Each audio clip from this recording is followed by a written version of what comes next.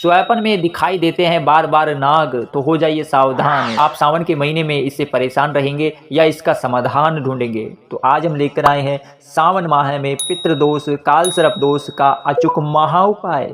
आज हम जानेंगे, कुछ सदस्यों ने हमसे प्रश्न किया है हमारे YouTube चैनल पर कि हमें गुरुजी सपने में बार बार सर्प दिखाई देते हैं, हमारी कुंडली में काल सर्प दोष है, पितृदोष है, तो इसका कोई उपाय है या फिर हम जीवन भर इससे परेशान ही रहेंगे? इसका उपाय क्या है? तो आज पवित्र माह में बाबा भोलेनाथ का आशीर्वाद भी प्राप्त करेंगे और इस दोष को खत्म भी करेंगे।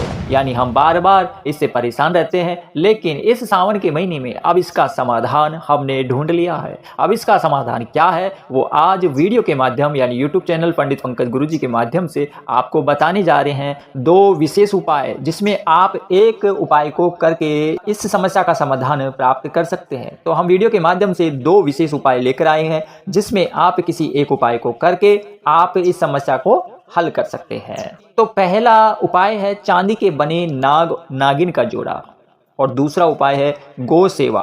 आइए पहले हम चांदी से बने नाग और नागिन का उपाय जान लेते हैं। सावन के महीने में ही यह उपाय करना चाहिए, शुभ रहता है। सावन के महीने में आप यह उपाय करेंगे तो बाबा भोलेनाथ की विशेष कृपा आपको प्राप्त होगी। तो आप आपके किसी नज़दीकी जौहरी की दुकान पर जाकर के चांदी के बने नाग नागिन का जोड़ा खरीद लीजिए। अब आप कंफ्यूज हो चुके हैं कि गुरुजी हम कितने ग्राम का यह नाग नागिन का जोड़ा खरीदे। अगर आप सिंगल है तो यह जोड़ा 3 ग्राम का होना चाहिए। अगर आपकी शादी हो चुकी है तो यह जोड़ा 5 या 7 ग्राम का नाग नागिन का जोड़ा होना चाहिए।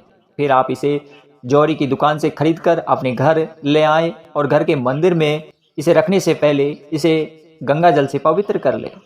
फिर आप एक शुद्ध कटोरी में इस नाग और नागिन के जोड़े को रखेंगे।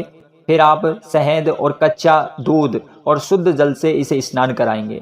फिर आप इसे भगवान शिव की प्रतिमा आपके मंदिर में है, घर के मंदिर में, उसके सामने इसे रखेंगे। रख करके पुष्प अर्पित करेंगे और तिलक लगाएंगे। यानी चांदी के जो जोड़े हैं उन दोनों को आप हल्दी से तिलक करेंगे, हल्दी का होना चाहिए। फिर आप एक दीपक जलाएंगे और कपूर जलाएंगे। आपकी एज के अनुसार लगभग मान लीजिए कि आपकी एज 21 है, 25 है, 30 है, 40 है या 50 है, उस हिसाब से आप 3 गुना अपनी एज से, यानी मैं मान के चलूँ उदाहरण तौर पर कि मेरी उम्र 21 साल है तो मैं 21 गुना 3 करता हूँ, तो 21 गुना 3 बराबर 63 यानी 63 अंक आते हैं। तो आप इतने रुपए नाग और नागिन को जो जोड़े हैं उन पर अर्पित करेंगे ये पैसे। अगर आपकी उम्र 21 साल है तो आप इसकी 3 गुना करेंगे, यानी आपकी उम्र से 3 गुना आप पैसे अर्पित करेंगे नाग और नागिन के जोड़े को।